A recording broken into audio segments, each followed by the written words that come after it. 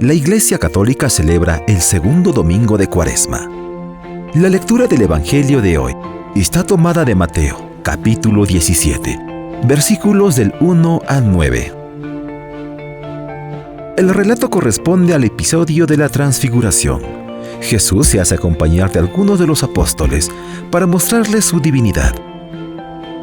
En lo alto del monte, el Señor se manifiesta en toda su gloria, como adelanto de lo que ha de venir, después de que haya padecido a manos de los hombres. Segundo domingo de Cuaresma. A continuación, presentamos la lectura del Evangelio del día. En aquel tiempo, Jesús tomó consigo a Pedro, a Santiago y a Juan, el hermano de éste, y los hizo subir a solas con él a un monte elevado. Ahí se transfiguró en su presencia. Su rostro se puso resplandeciente como el sol y sus vestiduras se volvieron blancas como la nieve. De pronto aparecieron ante ellos Moisés y Elías conversando con Jesús. Entonces Pedro le dijo a Jesús: «Señor, qué bueno sería quedarnos aquí. Si quieres, haremos aquí 3 chozas, una para ti, otra para Moisés y otra para Elías». Cuando aún estaba hablando, una nube luminosa los cubrió y de ella salió una voz que decía: «Este es mi Hijo muy amado, en quien tengo puestas mis complacencias. Escúchenlo». Al oír esto, los discípulos cayeron rostro en tierra, llenos de un gran temor. Jesús se acercó a ellos, los tocó y les dijo: «Levántense y no teman». Alzando entonces los ojos, ya no vieron a nadie más que a Jesús. Mientras bajaban del monte, Jesús les ordenó: «No le cuenten a nadie lo que han visto, hasta que el Hijo del Hombre haya resucitado de entre los muertos». Oremos. Conviértenos a ti, Dios Salvador nuestro, y ayúdanos a progresar en el conocimiento de tu palabra, para que así la celebración de esta Cuaresma dé en nosotros fruto abundante. Por nuestro Señor Jesucristo, tu Hijo, quien contigo vive y reina en la unidad con el Espíritu Santo, por los siglos de los siglos. Amén. No hace demasiados años, la religión era la que ofrecía a la mayoría de las personas criterios para interpretar la vida y principios para orientarla con sentido y responsabilidad. Hoy, por el contrario, aún entre los cristianos, son bastantes los que prescinden de Dios para enfrentarse solos a su vida, a sus deseos, a sus miedos y a sus expectativas.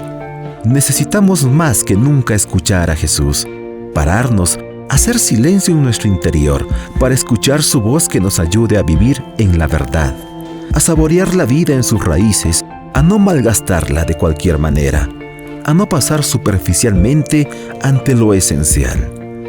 Feliz segundo domingo de Cuaresma.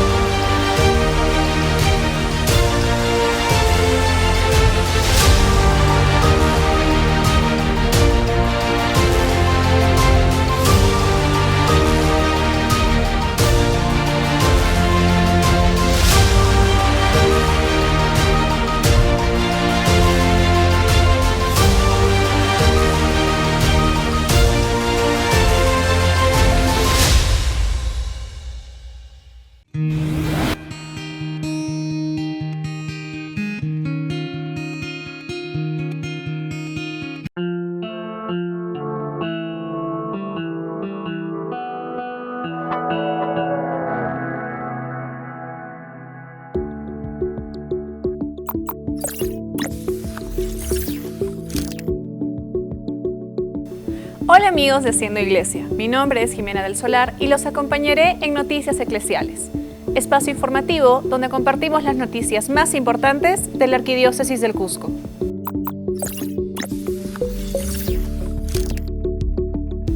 El pasado domingo 18 de febrero en el distrito de Surite, provincia de Anta, Monseñor Richard Daniel Alarcón Urrutia presidió la Santa Misa con motivo de la entrega de la capilla de la localidad. A este evento importante también asistió el regidor de la municipalidad, autoridades locales y la feligresía. Veamos más en la siguiente nota. El pasado domingo 18 de febrero en el distrito de Surite, provincia de Anta, Monseñor Richard Daniel Alarcón Urrutia, arzobispo del Cusco, realizó una visita a la comunidad de Tambo Real. Durante su estadía tuvo lugar la inauguración de la remodelación del techo de la capilla local, cuyo presupuesto ascendió a más de 56.000 soles. En el marco de esta celebración, Monseñor Richard presidió la Santa Misa, concelebrada por el padre Flavio Huilca, párroco de Surite, y el padre Facundino Huilca, párroco de Huarocondo. De la misma manera asistieron al evento el primer regidor de la municipalidad, autoridades locales y feligresía. Durante la ceremonia, Monseñor Richard Daniel expresó su felicitación a quienes hicieron posible la remodelación del techo de la capilla, resaltando la importancia de esta celebración en el primer domingo de Cuaresma. La vida cristiana debe ser tomada en serio, afirmó, destacando el papel de los tiempos litúrgicos, especialmente en este tiempo litúrgico de preparación para la Semana Santa. En el contexto de la Cuaresma, Monseñor invitó a reflexionar sobre la tentación y la conversión, recordando cómo Jesús enfrentó las tentaciones en el desierto y salió victorioso. Por último, instó a los presentes a considerar cómo responder a las tentaciones y cómo concluir este tiempo antecede a la Pascua. Al culminar la misa, la ceremonia concluyó con presentaciones de danzas por parte de la comunidad, conjuntamente con palabras de agradecimiento por parte de dirigentes y autoridades locales.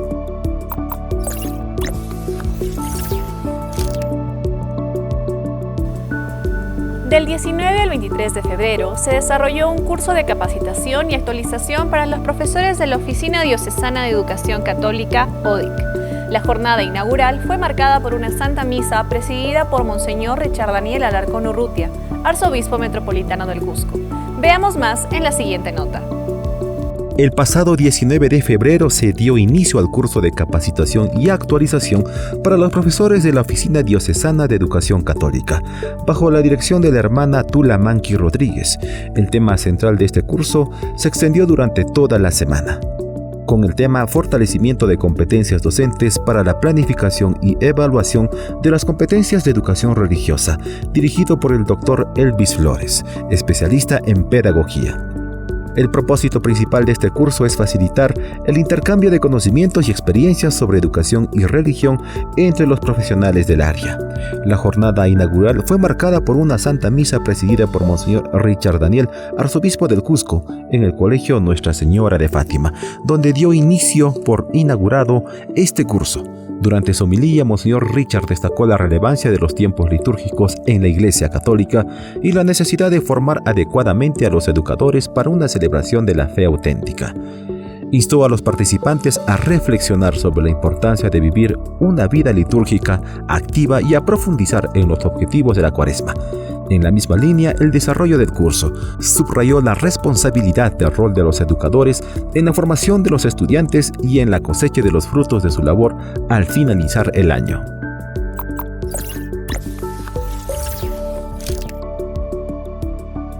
El miércoles 21 de febrero, el arzobispo metropolitano del Cusco recibió la visita protocolar del general Julio César Becerra Cámara, nuevo jefe de la región policial Cusco, para presentar su saludo como nueva autoridad policial de nuestra ciudad.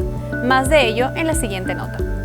El miércoles pasado, Monseñor Richard Daniel, arzobispo del Cusco, recibió la visita protocolar del general Julio César Becerra, nuevo jefe de la región policial Cusco, para presentar su saludo e informar de su designación como nueva autoridad policial de nuestra ciudad. En esta reunión con el arzobispo metropolitano del Cusco, el general PNP Julio César Becerra, en compañía de su edecán, el capitán Jonathan Castillo González, y el capellán de la policía, padre Carlos Tolentino Mendoza, La autoridad policial dijo con mucha emoción tener una especial devoción por nuestro patrón jurado del Cusco, el Taitacha de los temblores. Señaló que espera con muchas ansias trabajar de manera coordinada y unida con la iglesia y con todas las autoridades de nuestra ciudad.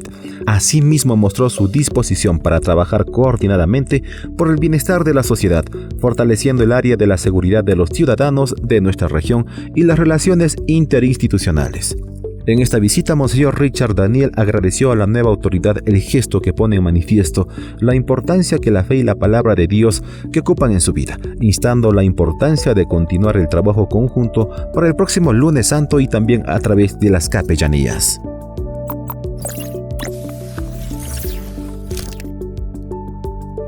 Con la participación de más de 40 directores de todo el país, las obras misionales pastorales dieron inicio a su 49ª Asamblea Nacional de Directores Diocesanos. Este encuentro tuvo lugar en la Casa de la Espiritualidad San José de Cluny, en el distrito de Magdalena del Mar. Veamos más en la siguiente nota.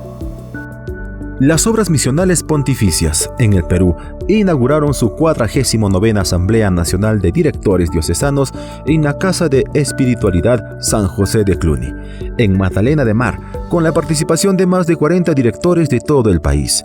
El lema del evento que enmarca este 2024 fue Perú, Tierra Ensantada, caminando juntos por la misión. El padre José Hipólito Purizaca Cernaque, director nacional de las OMPs en Perú, destacó la importancia de fortalecer el espíritu misionero del pueblo de Dios y llevar a Jesús y su reino a todos con creatividad pastoral. El padre Guillermo Inca Vereda y Monseñor David Martínez de Guinea enfatizaron los desafíos y la importancia de la oración, la animación misionera y la cooperación para fortalecer las misiones. Monseñor Martínez señaló la importancia de expandir la buena noticia de Jesús a lugares aún no alcanzados. Asimismo, el nuncio apostólico elogió la labor de las OMP en hacer que la iglesia en Perú sea más misionera.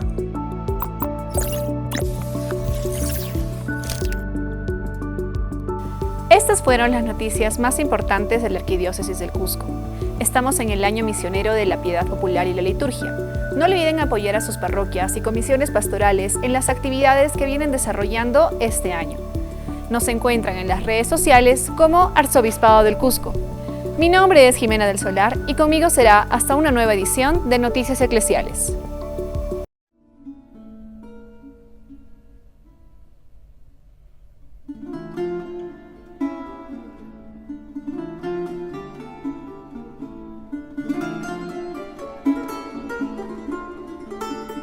La Catedral del Cusco es uno de los atractivos turísticos más famosos de esta ciudad.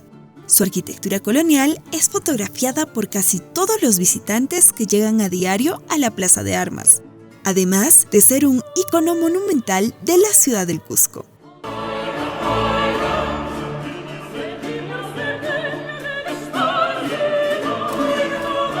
¿Sabías que de la variedad de cuadros de la Última Cena existe uno donde se puede ver un roedor típico peruano como plato principal en la mesa?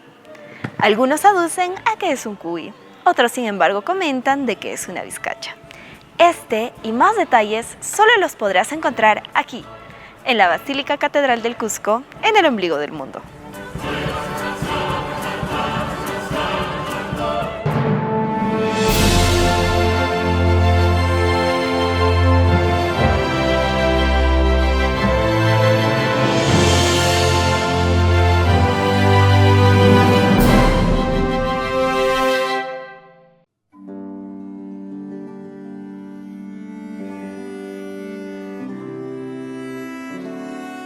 El conjunto catedralicio del Cusco, conformado por la Catedral, la Iglesia del Triunfo y la Iglesia de la Sagrada Familia, posee una rica historia que se remonta a la época colonial.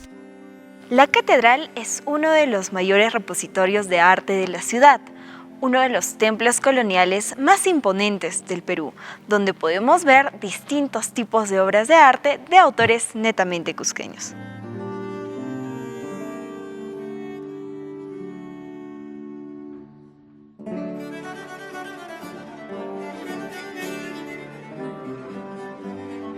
Muchas de estas obras tienen el carácter de ser anónimas. Sin embargo, varios de estos trabajos fluctúan en dos corrientes artísticas, la occidental, que trajo la colonización española, y la de la cosmovisión andina. porque muchas de estas obras son atribuidas a naturales y mestizos, quienes expresaron su realidad y su visión del mundo a través de sus pinturas y esculturas.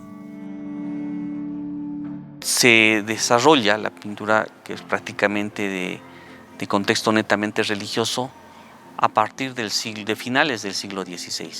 Tenemos personajes relevantes que vienen de Europa, como Bernardo Vitti. Tenemos a personajes también ya criollos, como Luis de Riaño, otros que vienen por esta tierra y crean escuela. Entonces, la pintura aquí en el Cusco es prácticamente la copia de grabados, la copia de imágenes que venían de Europa, especialmente eran grabados de origen alemán o de los Países Bajos. Entonces, aquí en la catedral tenemos series incluso de pinturas. Por ejemplo, una que es muy relevante son las letanías lauretanas, que las encontramos en todos los lunetos en la parte superior de las naves de la Basílica Catedral, en todo el entorno, que son ya de entrado del siglo XVIII, que fueron mandados a pintar por el deán de aquel entonces, don Diego Barrio de Mendoza. Son obras de Marcos Zapata, es un pintor propiamente del siglo XVIII. Pinturas más antiguas tenemos, por ejemplo, esta serie de cuadros de Basilio Santa Cruz, que está en el transepto, ¿no?, que da hacia la Iglesia del Triunfo y hacia la Iglesia Jesús María. También de Basilio Santa Cruz tenemos dos cuadros que están a los costados del coro, tanto en la nave de la epístola como en la nave del Evangelio. Estos dos cuadros, que son muy parecidos en esquema, que yo diría que son muy originales. El cuadro que narra la historia de la Virgen de Belén y el de la Virgen de la Almudena, ¿no? Son creaciones propias del pintor. Prácticamente hay que entender que el artista en aquella época se ceñía a lo que le decía el donante, ¿ya? O sea, no había el arte libre, prácticamente se ceñía a eso. Entonces vamos a ver que si hay algunas modificaciones o particularidades en alguna pintura, no es por gusto propio del pintor, sino es el gusto o es el detalle del que manda a pintar. Entonces tenemos también una serie de cuadros de Antonio Sinchiroca, por ejemplo, donde tenemos a algunos apóstoles, doctores de la iglesia. Hay otra colección también con los profetas y reyes, ¿no?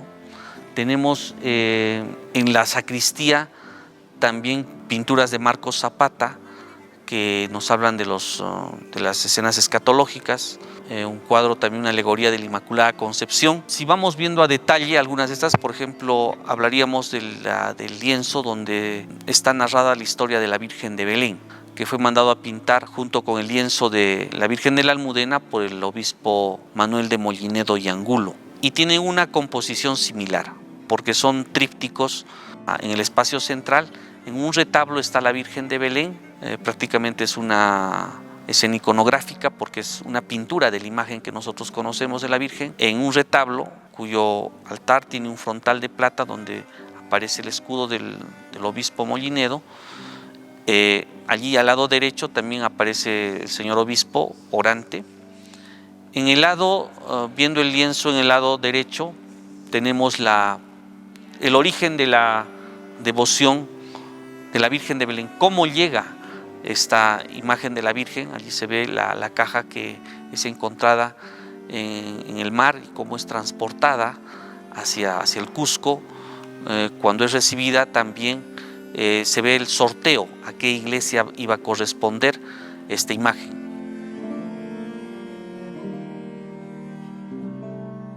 Al otro lado, es curioso porque en esta imagen vemos, por ejemplo, lo que compone la sociedad cusqueña. Gente de toda condición, de toda raza, somos una mezcla, y es allí algo importante, ¿no? También es que la caja está cubierta con una bandera de los que fue de origen de los tercios españoles, con la cruz de Borgoña. ¿no? Y que era la bandera pues, que prácticamente se usaba aquí como signo de unidad de todos los dominios de la corona española. Al otro lado, en el lado izquierdo, vemos los milagros de la Virgen. Por ejemplo, ahí aparece en la parte superior la escena donde la Virgen está siendo sacada en procesión para pedir las lluvias, y a la vez allí también se ve ese episodio cuando Selén que salva las andas de la Virgen, y luego cómo la Virgen intercede por el alma de este hombre que por la vida licenciosa que llevó, los demonios, el Averno, pedían su alma, ¿no? Entonces, cómo se salva por intercesión de la Santísima Virgen. Todo o sea, estos lienzos son una catequesis, este lienzo para entender cómo María Santísima, la Madre de Dios, intercede por sus hijos, por más pecadores que estos sean, ¿no? Esa es la lección que nosotros podemos sacar de esta pintura, porque, ojo, no solamente es una obra de arte, sino es un elemento catequético, ¿no? Y cómo María intercede siempre por sus hijos en momentos, especialmente la Virgen de Belén, en los momentos de desgracia, en los momentos de sequías, era sacada en procesión cuando habían pestes, ¿no? Entonces, todo esto refleja esta pintura. Al lado opuesto está Nuestra Señora de la Almudena, Santa María Real de la Almudena, que tiene de orantes a los reyes, ¿no? Al rey Carlos II, y bueno, el otro personaje es posiblemente su esposa, pero también se parece a su madre, que fueron los que promovieron al obispo Mollinedo para que sea obispo del Cusco. Entonces allí vemos también el origen de la advocación, cuando vemos el lado derecho, porque el nombre de Almudena viene de almude. El almude es una medida con la que los árabes medían el trigo, los granos.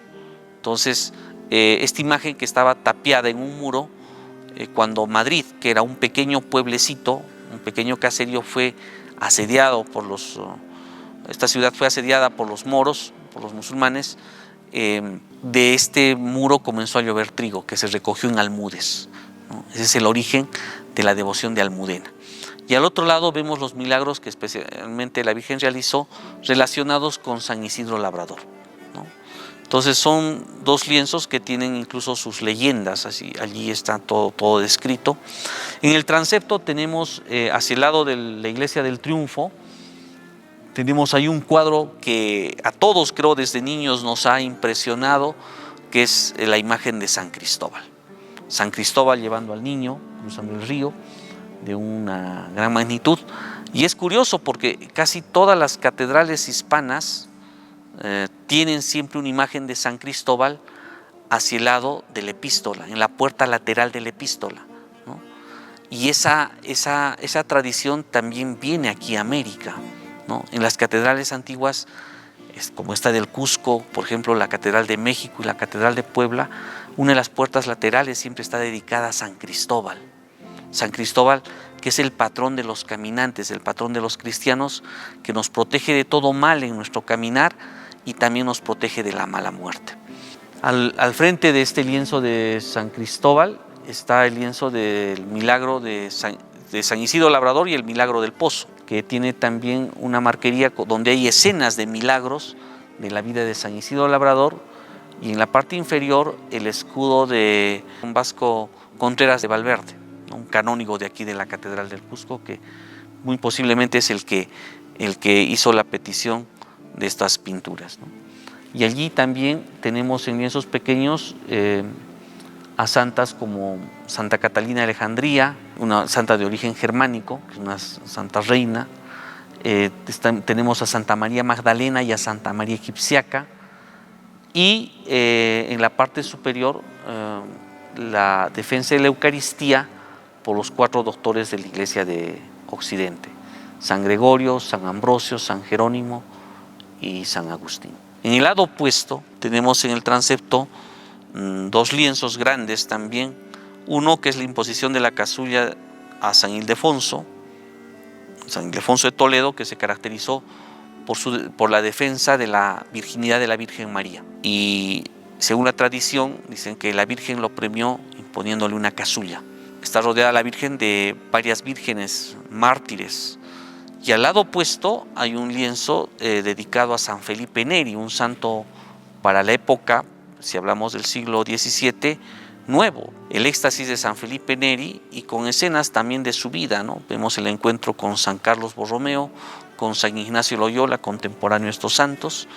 Este santo taumaturgo que se caracterizó porque fue instrumento de muchos milagros que el Señor hizo especialmente en Roma, ¿no? A quien incluso los papas, de manera camuflada, iban a escucharle sus prédicas y a participar de sus peregrinaciones en las 7 iglesias importantes de Roma.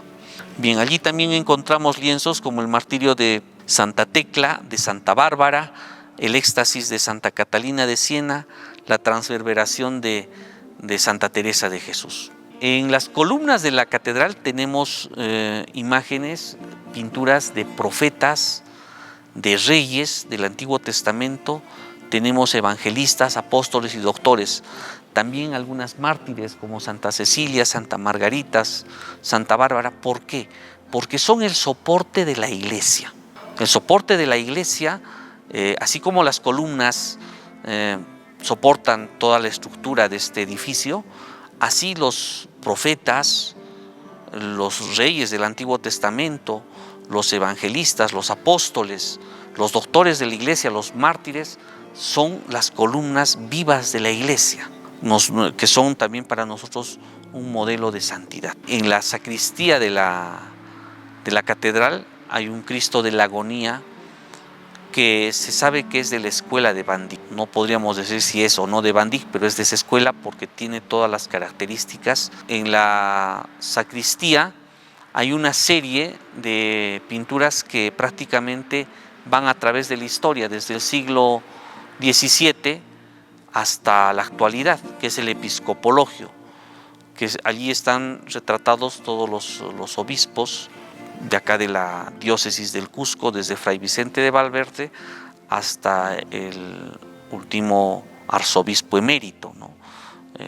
Monseñor Juan Antonio Ugarte Pérez. Después se colocará el retrato del actual obispo en algún momento. Entonces están todos ellos y cada uno pues prácticamente con su historia, su biografía, su escudo heráldico, y muchos de estos pues que prácticamente han sido personajes que no solamente han sido parte de la historia de esta ciudad, de esta región, sino también de todo el Perú.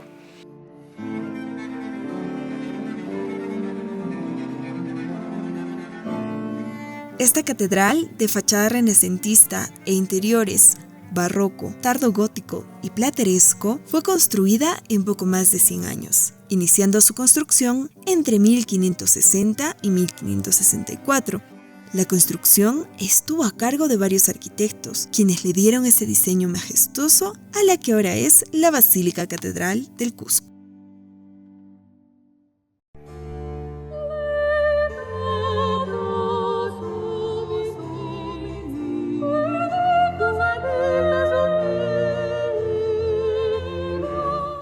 En todos los lunetos de la parte superior de la catedral están las letanías lauretanas. Las letanías lauretanas que hacen referencia a las letanías que se compusieron en Loreto, ¿no?, a inicios del siglo XVII, estamos hablando de 1603, 1606, en esos años, que fueron aprobadas por el Papa de aquel entonces.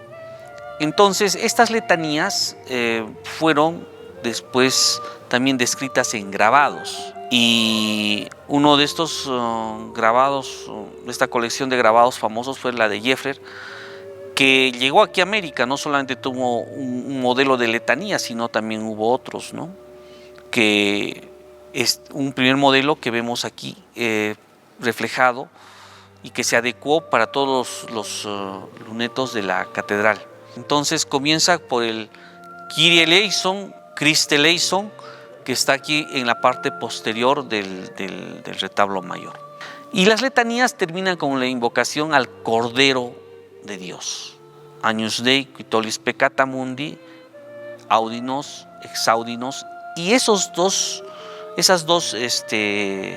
representaciones, estos grabados tienen primero la última cena y otro es el Cordero Pascual, que todas estas pinturas fueron pintadas en el siglo XVIII por Marcos Zapata, ¿no? Y Marcos Zapata es un pintor que tiene una característica muy peculiar. Si bien los otros pintores copian y han llegado a un grado de perfección impresionante, Marcos Zapata, que es posterior a Diego Quispetito, a Basilio Santa Cruz, a Juan Espinosa de los Monteros, el estilo de Marcos Zapata es no dar mucha perspectiva a sus pinturas, no usa mucho proporciones. De allí que vamos a ver que muchas pinturas de Marcos Zapata pues no tengan proporciones en los espacios, en las mismas figuras humanas. Si nosotros vemos, por ejemplo, el lienzo del Cordero Pascual, al otro lado vamos a ver un gallo que más parece una avecita pequeña, y son figuras más planas, o sea, no hay tanto una perspectiva.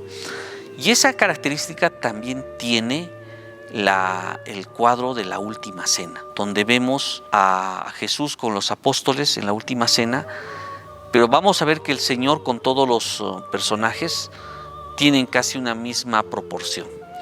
Pero la mesa es de una proporción muy inferior. Si uno compara todos los elementos que hay en la mesa, frutas, hasta cubiertos allí, no van en proporción con las figuras.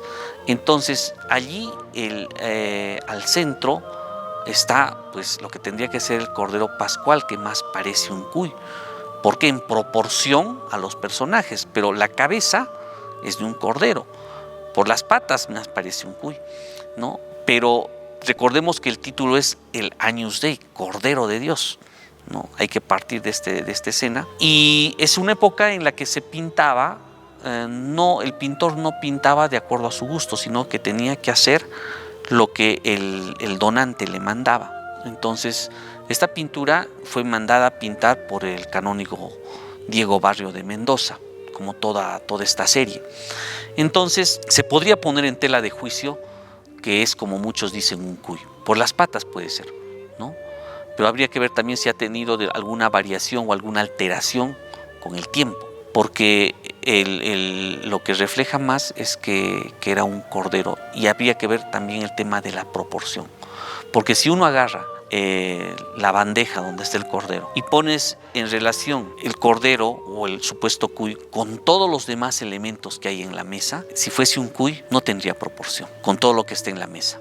Con los personajes podría tener una proporción, sí, como si fuese un cuy, pero o sea, esas ya son interpretaciones que cada uno le da, ¿no? Pero vayamos a lo fundamental, o sea, es el Cordero Pascual. Ahí están todos los personajes, y bueno, a Judas se le representa con el rostro más oscuro, más incandescente, porque o sea, el pintor también una forma de demostrar que está más próximo al infierno, ¿no? Porque prácticamente está traicionando a su maestro. Una forma de ver, una perspectiva de esa época. Y también al fondo vemos una escena, bueno, hay escenas que están cambiadas del grabado original. Vemos a la crucifixión, porque hay que entender que allí la última cena está relacionada con el sacrificio de Cristo. Y lo que nosotros celebramos en la Eucaristía, pues es el sacrificio incruento del Señor, que fue establecido justamente en la última cena, ¿no? Y por eso es que siempre en cada celebración que celebramos tomamos el pan y el vino, que luego son el cuerpo y la sangre del Señor, y que es el sacrificio de Cristo, pero sin derramamiento de sangre. Y por eso es que también está esta escena al fondo de la crucifixión del Señor. También hay una ventana donde se ve el cielo estrellado, porque la Pascua judía siempre se realiza durante la luna llena, cuando el cielo por lo general está despejado, ¿no? Y en nuestro medio, de repente ese es un aporte propio de aquí, ¿no? También siempre vamos a ver nosotros que en la Semana Santa, la noche entre el Jueves Santo y el Viernes Santo, siempre va a caer plenilunio, o sea, luna llena, ¿no? Porque justamente es una característica en la que se ha fechado la celebración de la Pascua y de la Semana Santa.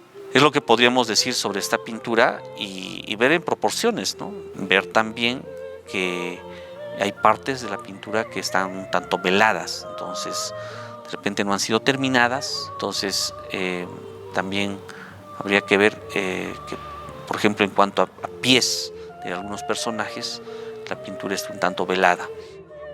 Posiblemente es uno de los últimos cuadros que pintó Marcos Zapata en toda esta colección.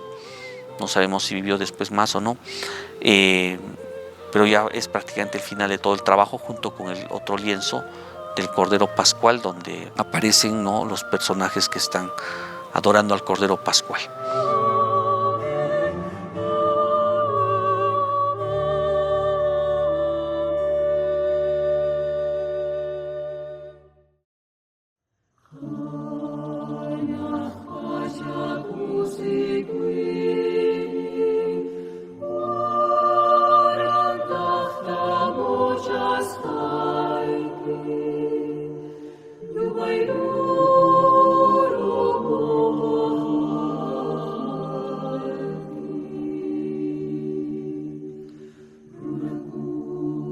Dentro de esta gran expresión arquitectónica, podemos ver otro de los atractivos más famosos de la catedral, la sillería del coro, que se ubica en la parte inferior de la nave central y está hecha de cedro puro, de estilo barroco, el cual fue el estilo empleado en España entre los siglos XV y XVII.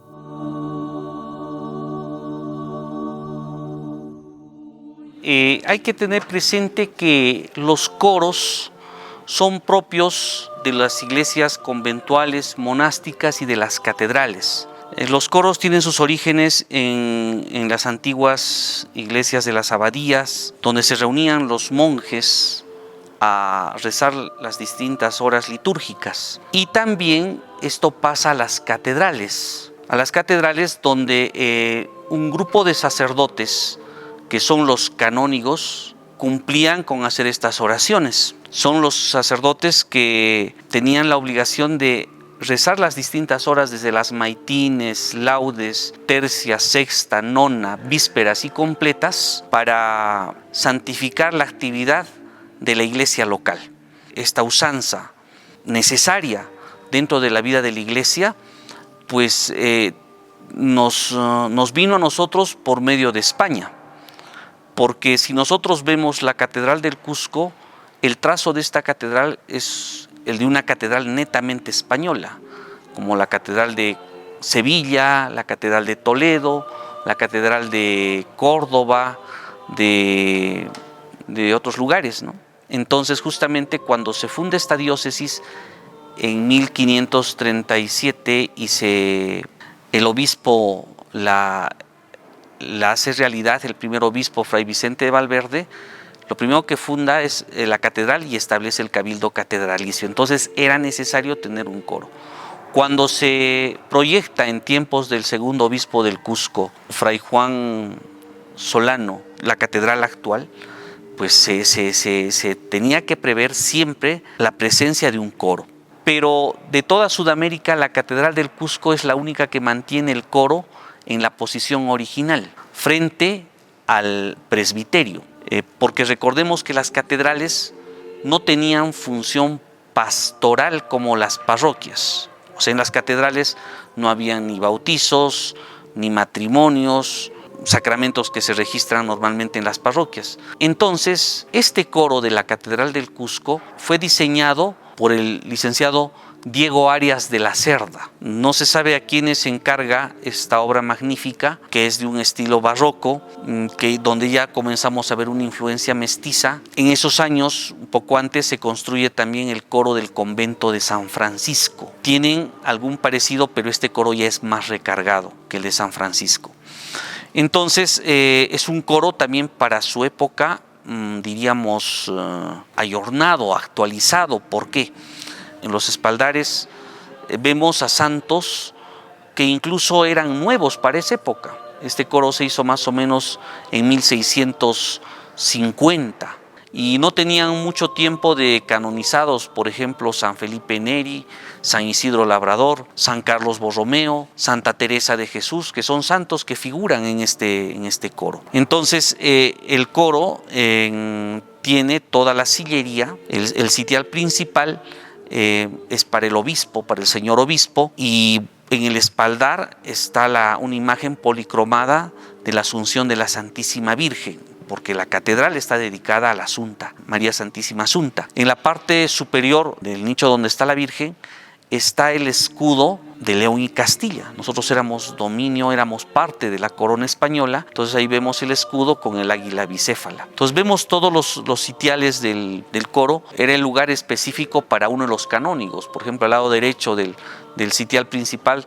se sentaba el deán, al lado izquierdo el arcediano, y así cada una de las dignidades iban ocupando un lugar.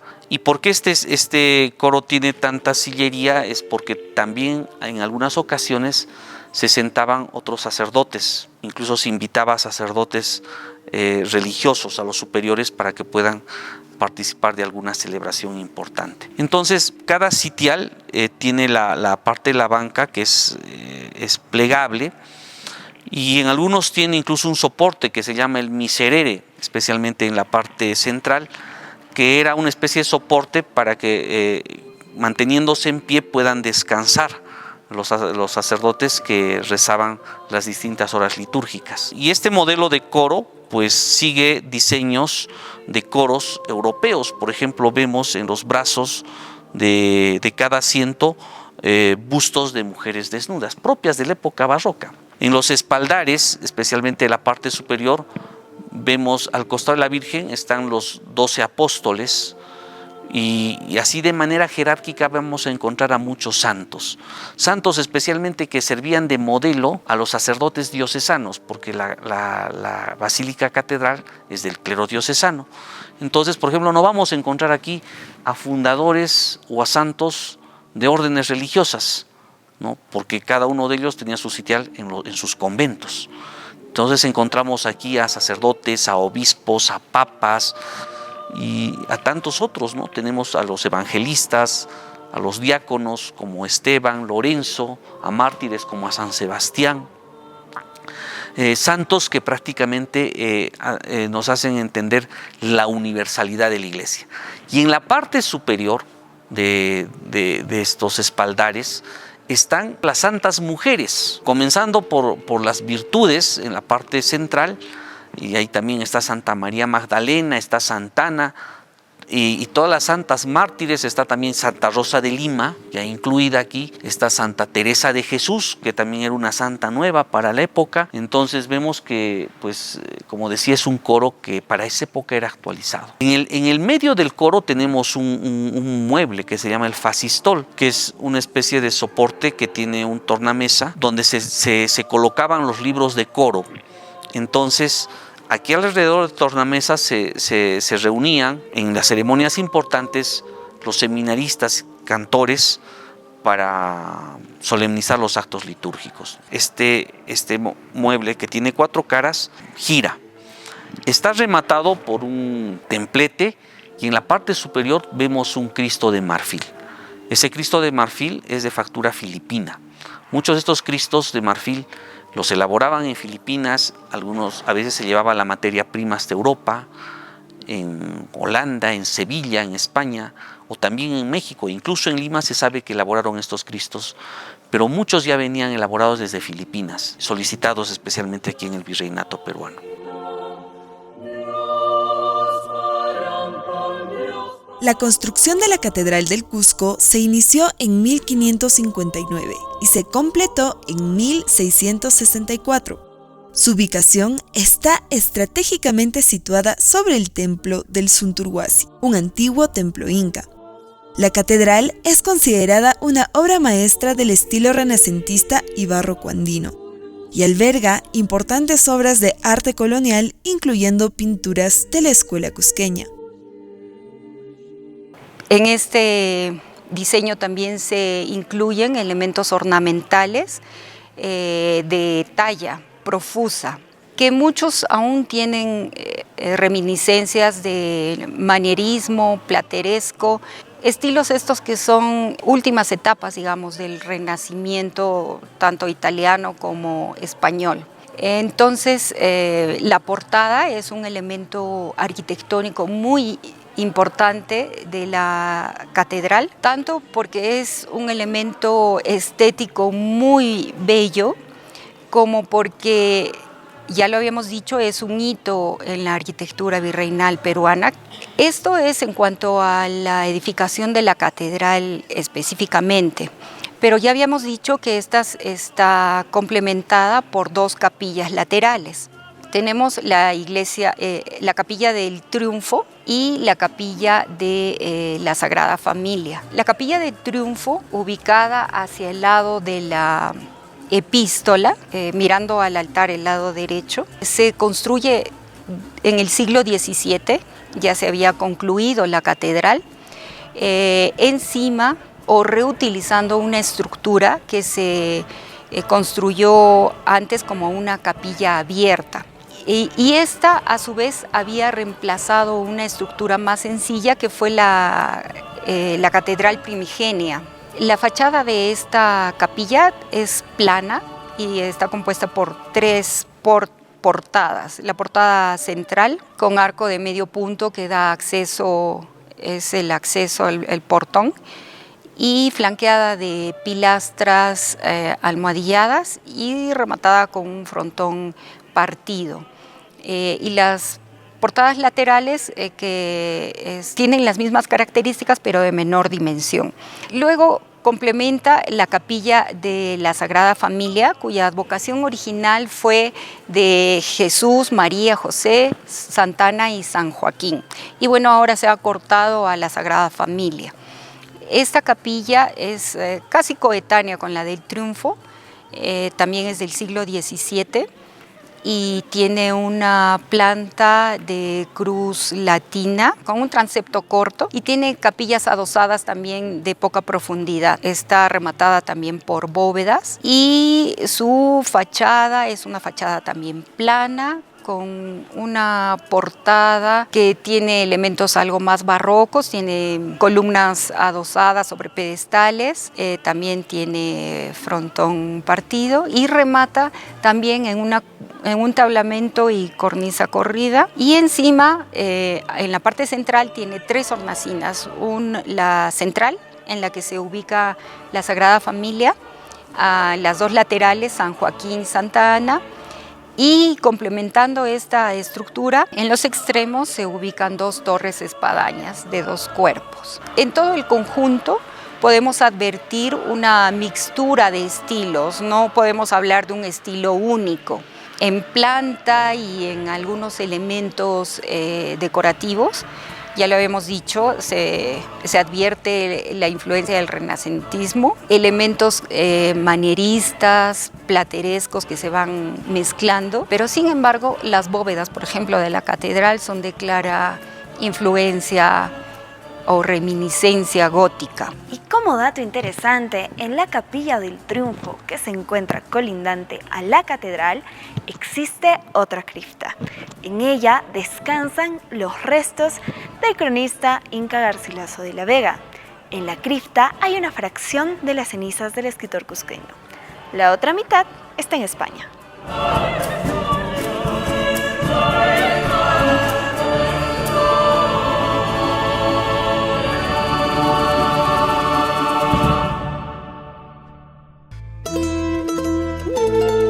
Además de los diferentes atractivos mencionados, en la catedral se puede apreciar el arte en muchas de sus expresiones. Por ejemplo, posee una de las más destacadas muestras de orfebrería colonial, y no se le resta importancia a sus retablos de madera tallada.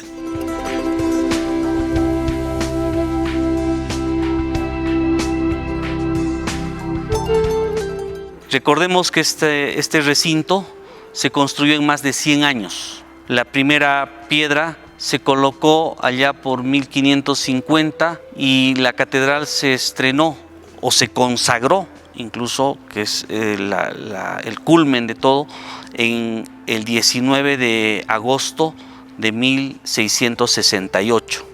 Entonces estamos hablando de un arco de 118 años.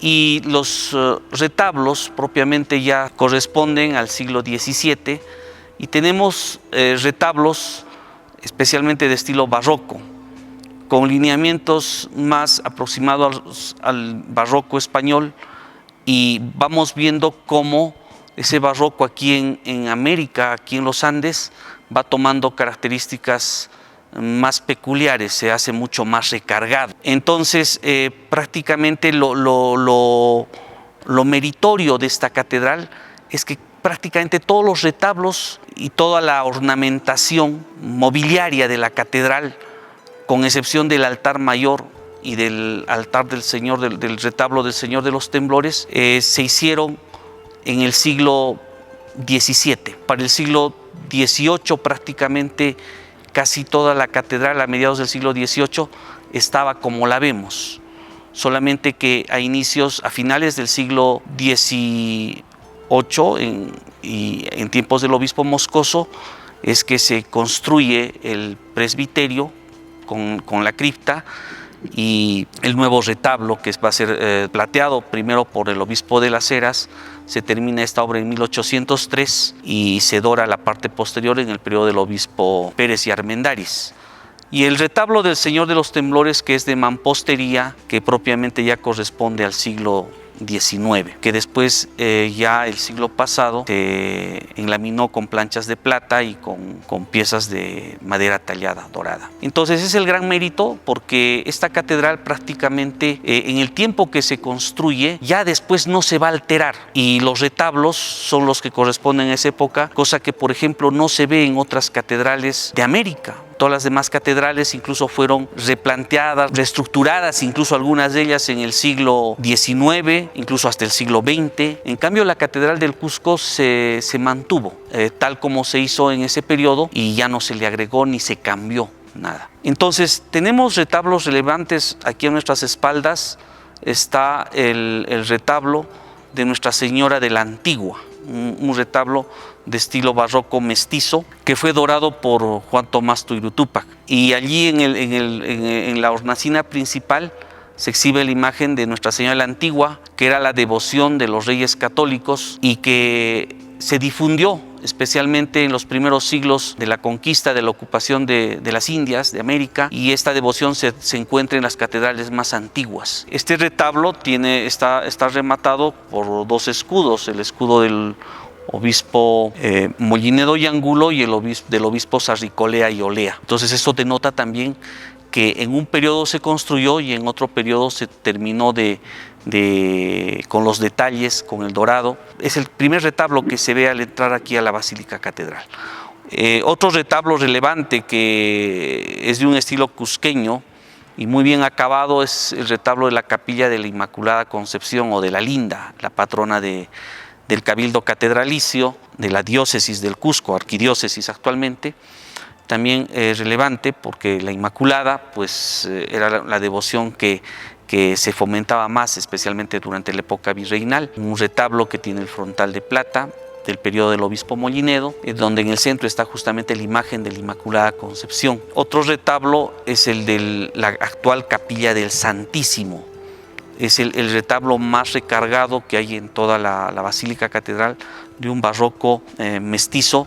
Todos estos retablos de los que estamos hablando, todos están forrados con láminas de pan de oro. Especialmente este del que estamos hablando, de la Capilla del Santísimo, es un retablo que está profusamente elaborado. Allí se reserva el Santísimo, y también hay una imagen de la Inmaculada Concepción. Otro retablo que incluso es anteriores a los que hemos mencionado, serían dos los que están al fondo de las naves, tanto de la epístola como del Evangelio, que son los retablos de la Santísima Trinidad. Este se remonta a mediados del siglo XVII, mandado a construir a devoción de un caballero, miembro del Tribunal del Santo Oficio, de apellido Salas y Valdés, cuyo escudo también está en la parte posterior del nicho principal.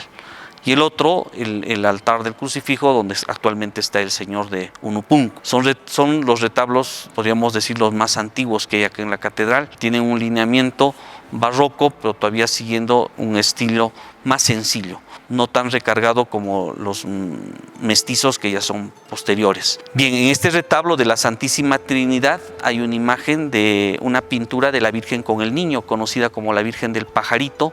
Al otro lado, en el lado opuesto, donde está el Señor de Unupunku, está pues esta imagen en un alto relieve, es un Jesús Nazareno. Bueno, también encima de esta hornacina donde está el Señor de Unupunku, propiamente en el nicho central, hay un crucifijo que por las características se ve que es uno de los más antiguos que se han venerado aquí en esta iglesia catedral. Y el retablo pues central es el retablo mayor, ¿no? Que está en el presbiterio, que data del periodo del obispo Moscoso. El obispo Moscoso levantó el antiguo presbiterio para hacer la cripta.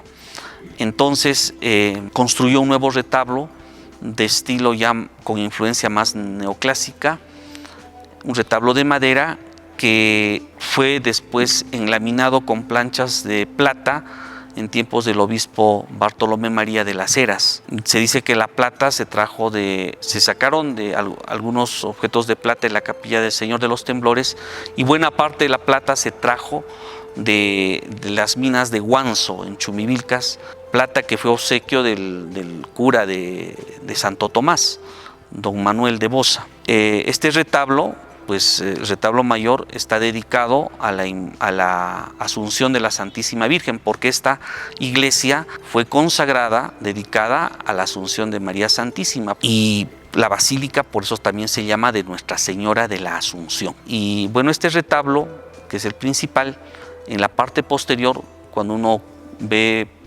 el retablo por la parte posterior, por el deambulatorio, se ve que está dorado con pan de oro.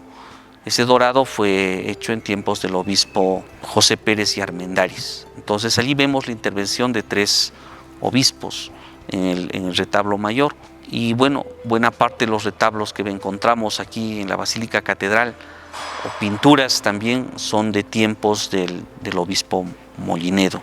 Son los retablos relevantes. El retablo donde está el Señor de los Temblores, que es nuestro patrón, es de estilo ya más neoclásico, barroco entrando ya al estilo neoclásico, que fue de mampostería, que ha sido ya cambiado o remozado ya a partir de 1975-76, cuando a iniciativa del Monseñor Mario Gálvez se reenchapó todo este retablo con plata, o algunas partes se remozaron con madera tallada y dorada. Todos estos retablos pues también nos muestran etapas de la fe del pueblo cusqueño en el siglo XVII, XVIII, XIX y hasta el siglo XX, si hablamos del retablo del Señor de los Temblores.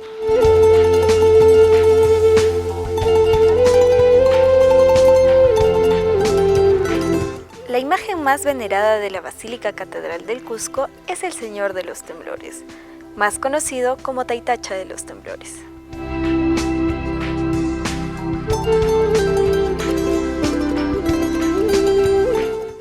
El origen de su devoción se remonta a finales de marzo de 1650, cuando un terremoto asoló la ciudad del Cusco, destrozando gran parte de lo que hoy se conoce como centro histórico.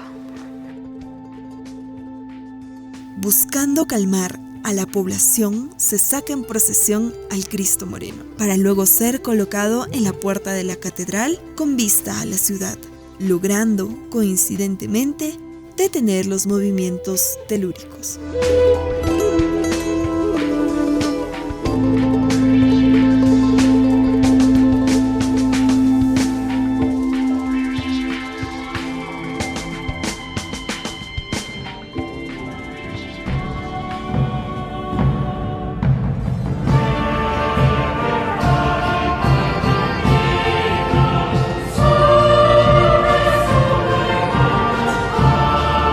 La Catedral de Cusco, desde el punto de vista arquitectónico, artístico, es una joya porque en ella se amalgama el que hacer del constructor local, la mano de obra local, indígena, mestiza, y la influencia del arte occidental, que no es solo el hispano, sino también de influencia toda europea, llámese italianos, etcétera, tanto en la estructura como en las obras de arte.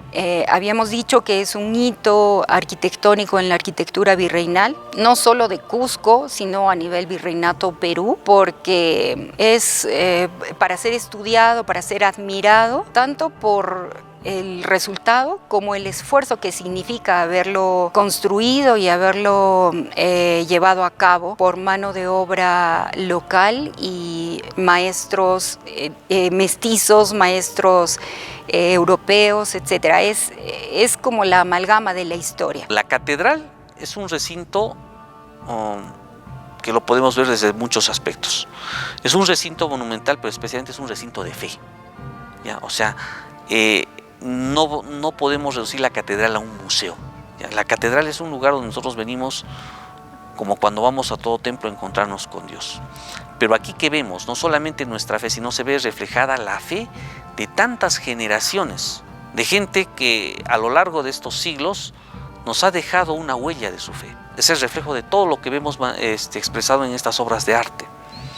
Entonces, si queremos conocer nuestra cultura, si queremos conocer la historia de nuestro pueblo, de nuestra iglesia, qué mejor lugar que la catedral. Deben visitar la catedral porque es un sitio obligado de visita dentro de la ciudad del Cusco, donde mostramos parte del sincretismo de la ciudad, obras de arte coloniales y cosas que no se pueden encontrar en otras ciudades, unos monumentos, son las 4 catedrales más importantes de América Latina.